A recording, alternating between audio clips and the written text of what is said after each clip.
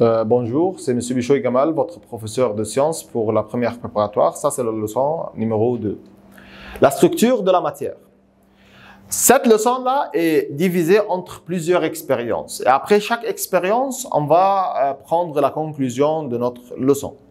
Premièrement, on met une quantité de parfum dans l'air.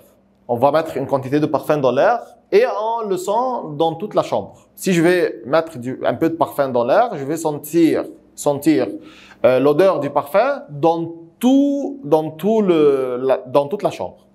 Bien, cela prouve que la matière est formée des molécules. Les molécules, ce sont des petites parties de la matière, des très petites parties de la matière, qui sont répandues dans l'air. Les molécules de parfum sont répandues dans l'air et ils remplissent l'air. Bien. La molécule, c'est quoi la molécule? Est la plus petite partie d'un corps pur qui peut exister à l'état libre et qui garde les propriétés de la matière. La molécule, c'est la plus petite partie de la matière. C'est quelque chose infiniment petit, c'est la plus petite partie de la matière. Elle garde toutes les propriétés de la matière. Ça veut dire, par exemple, le molécule d'or, il garde toutes les propriétés de l'or. La couleur, les propriétés physiques, les propriétés chimiques, les réactions. Donc, qui porte l'identité de l'or? Qui porte l'identité de l'or? C'est la molécule de l'or.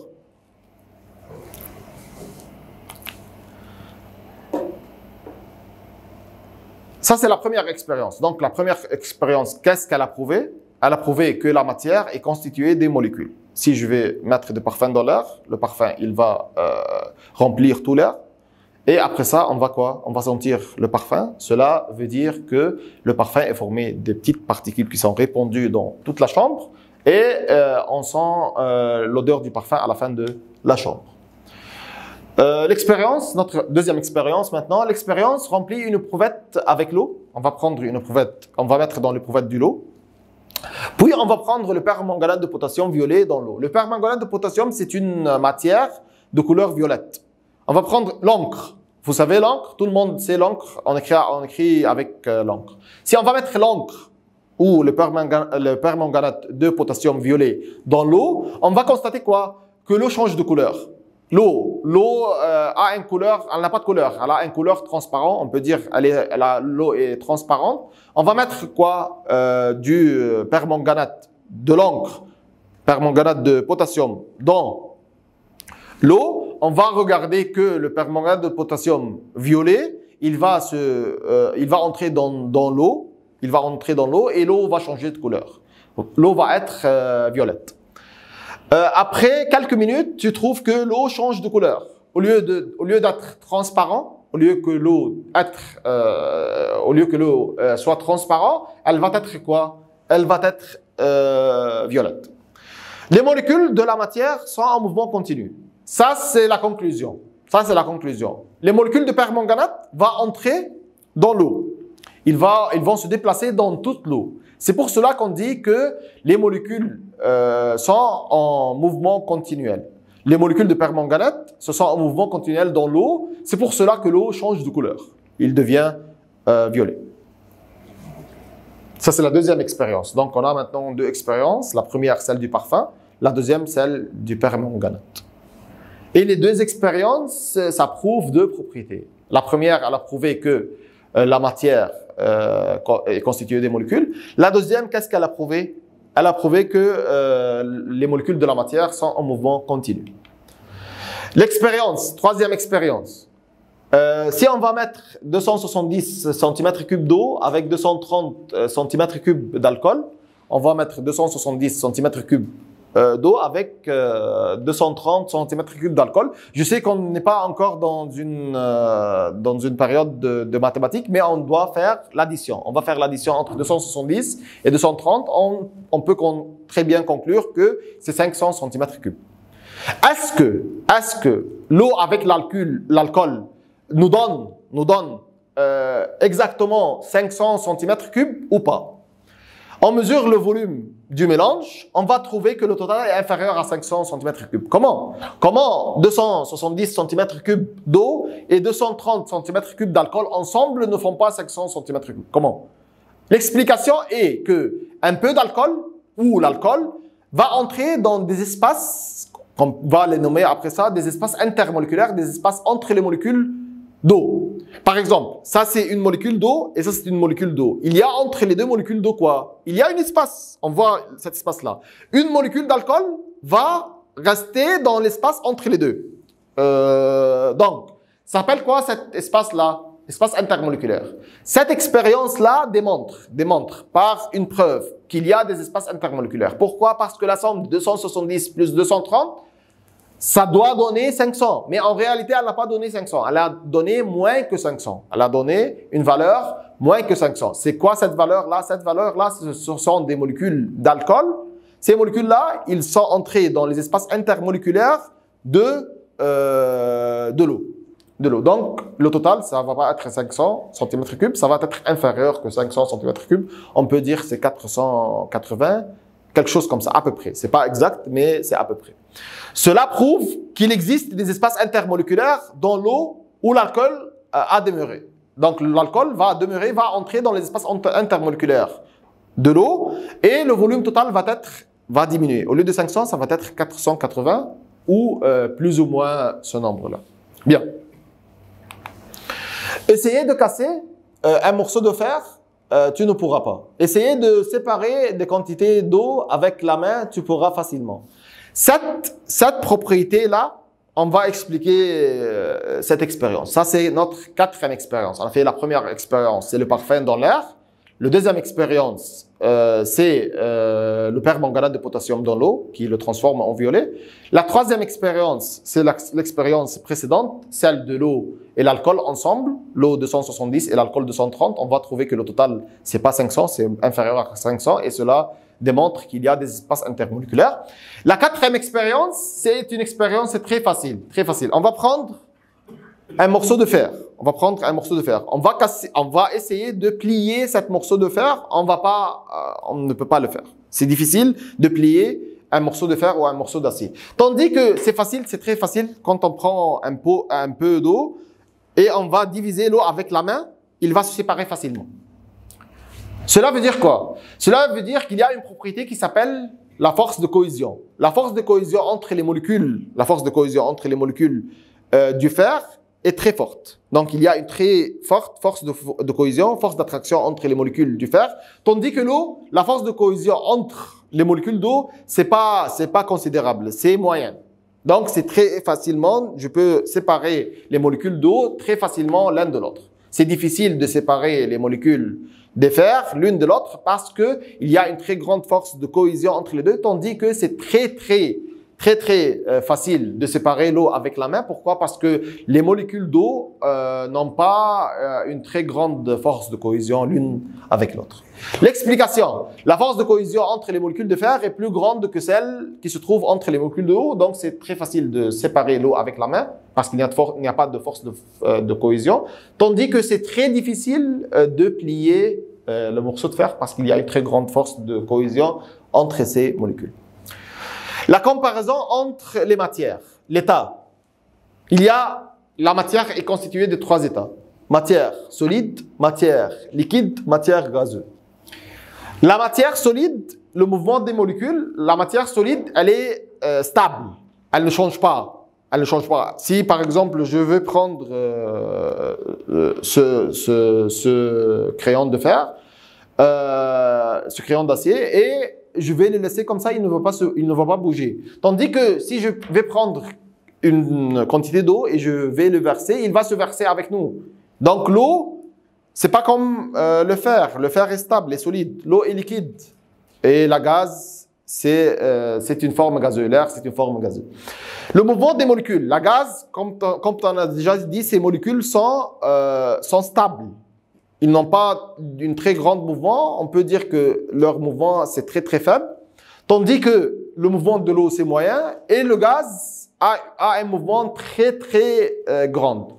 Exemple de ça, si on va prendre le parfum et on va le jeter un peu de parfum dans l'air, on va trouver que l'odeur du parfum va se répandre dans toute la chambre. Tandis que si on va prendre ce crayon en acier ou ce crayon en fer et on va le laisser ici, il ne va pas bouger. Cela veut dire que le mouvement des molécules du gaz sont très grandes et le mouvement des molécules des solides, c'est très faible. Et entre eux, il y a le mouvement des liquides qui est moyen.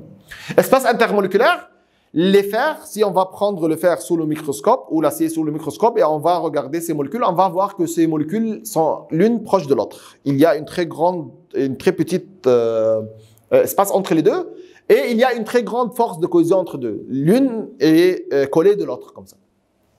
Le liquide, l'espace intermoléculaire, si on va prendre de l'eau par exemple et on va le regarder sous le microscope, on va regarder que l'espace intermoléculaire entre les molécules, elle est un peu élargie. C'est pas comme les fers sont très collés l'un de l'autre. L'eau, qui est un liquide, sont un peu séparés l'un de l'autre.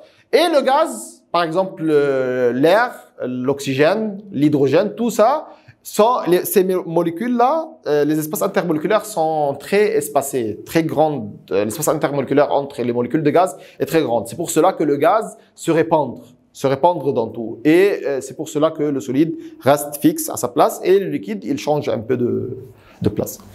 La force de cohésion. On va regarder que si l'espace entre les deux est très petite, si l'espace entre les molécules de fer est très petite, les molécules de solide est très petite, donc la cohésion est très grande. Ça veut dire quoi la cohésion? La force d'attraction entre eux, c'est très grande. Et le liquide, c'est moyen. Le liquide, c'est toujours moyen quand on va le voir. C'est un état intermédiaire entre le solide et le gazeux, donc il va prendre sa place moyen. Et à la fin, le gaz. La force d'attraction entre les molécules de gaz sont très très faibles. Pourquoi? Parce qu'ils sont très très éloignés l'un de l'autre. Les molécules de gaz, il y a un très grand espace intermoléculaire entre eux. Donc la force de cohésion, la force d'attraction entre les molécules qui sont loin n'est pas grande. Elle est très petite. La matière à l'état solide a un volume fixe et forme fixe. Si on va prendre ce remonte, on va regarder que si on va le laisser comme ça, son espace est la même, son volume est la même, la matière est la même. Elle ne change pas ni de volume, elle ne change rien. Tandis que la matière à l'état liquide a un volume fixe, mais elle n'a pas de forme fixe. Elle prend la forme du récipient qui le contient. Si je vais prendre un éprouvette gradué et je vais mettre de l'eau, l'éprouvette gradué va allonger le volume de l'eau. Si je vais mettre l'eau dans une tasse, l'eau va prendre encore la forme de la tasse. La matière à l'état gazeux n'a ni volume fixe, ni forme fixe. Le gaz, il se répand partout, il se contient partout, il n'a pas de volume fixe, ni de forme fixe. La relation entre les propriétés de la matière et son état physique. On sait que la matière à l'état solide peut fondre. Comment la matière à l'état solide peut fondre? Je chauffe la matière, je lui donne une énergie calorifique très grande. Cette énergie-là, qu'est-ce qu'elle va faire? Elle va détruire la force de cohésion entre les molécules du solide. Elle va diminuer cette force de cohésion, donc les molécules de solide qui sont collées vont se séparer. On va élargir la distance entre eux avec la chaleur. Cette chaleur-là, elle brise la force de cohésion entre eux et la matière se transforme de l'état solide à l'état liquide. On va lire maintenant. En chauffant la matière solide, elle gagne de l'énergie calorifique. Celle-ci brise, ça veut dire casse, la force de cohésion entre elles. Et la matière se transforme à l'état liquide. Donc, on avait un état solide, avec la chaleur, se transforme en état liquide. C'est la fusion. La même chose pour la matière à l'état liquide. La matière à l'état liquide, elle prend quoi? Elle prend de la chaleur. Elle va prendre de la chaleur. Cette chaleur-là va briser la force de cohésion qui se trouve entre eux, entre les deux molécules de la matière liquide. Cette force de cohésion va être détruite, va diminuer. Donc, les molécules, l'un et l'autre, vont se séparer. Ils vont se transformer de l'état liquide à l'état gazeux. Ça s'appelle la vaporisation ou on peut dire l'ébullition. En chauffant une matière à l'état liquide, elle gagne de l'énergie calorifique. Celle-ci brise la force de cohésion qui se trouve entre elles et elle se transforme à l'état gazeux. Donc, de l'état solide, elle prend de l'énergie. Cette énergie-là, elle brise l'espace intermoléculaire ou elle brise la force de cohésion entre les molécules, elle se transforme en l'état liquide. La même chose pour l'état liquide. elle gagne de la chaleur. Cette chaleur-là, elle brise la force de cohésion qui se trouve entre les molécules de l'eau ou de la matière liquide. Elle se transforme à l'état vapeur. C'est l'ébullition. La matière et les molécules.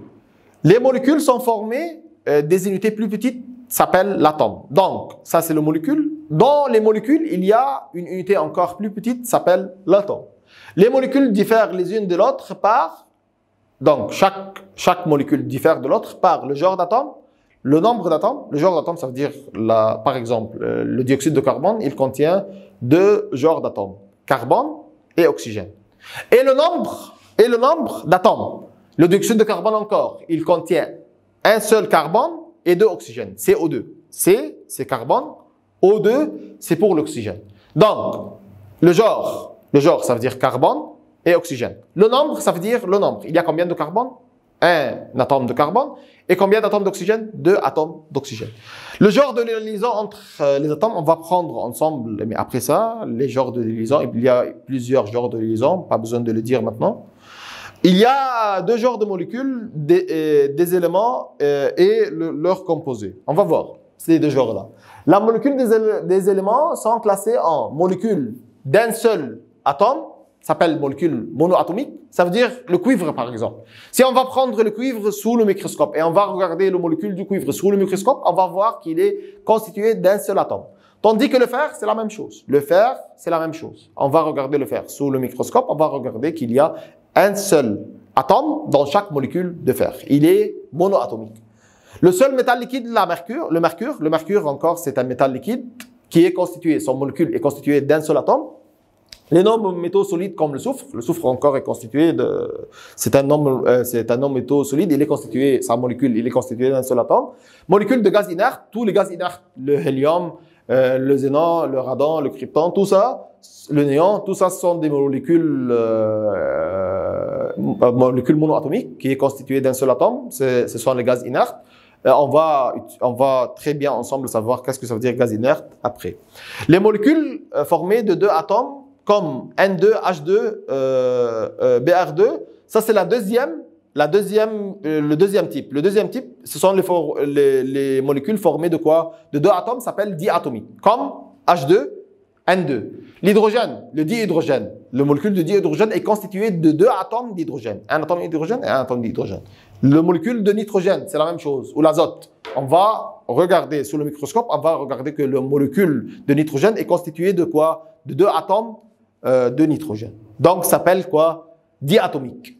Un seul atome s'appelle monoatomique, molécule monoatomique. Le 2 atomes dans un seul molécule s'appelle molécule diatomique.